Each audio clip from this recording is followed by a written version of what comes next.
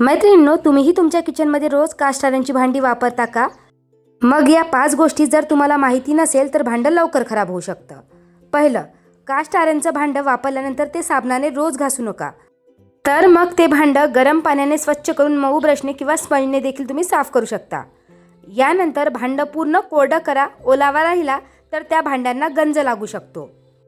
त्यानंतर कुठलंही नवीन कास्ट आयरनचं भांडं तुम्ही यूज करत असाल तर अगदी पातळ तेलाचा थर त्यावर आपल्याला लावायचा आहे आणि अगदी 2 ते 3 मिनिट गॅसवर ती कढई किंवा तवा गरम करायचा आहे.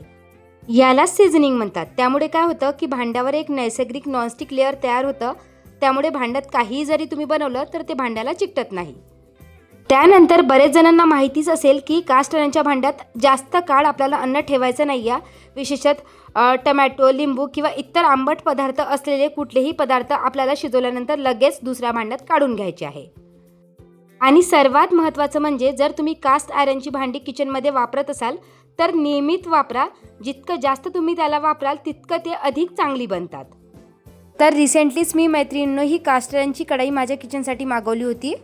मला खूप युजफुल वाटली. स्टार्टिंगला मी त्याला सीझनिंग करून घेतलं आणि त्यानंतर सर्वात पहिले मी त्यामध्ये तळणाचा पदार्थ बनवला होता.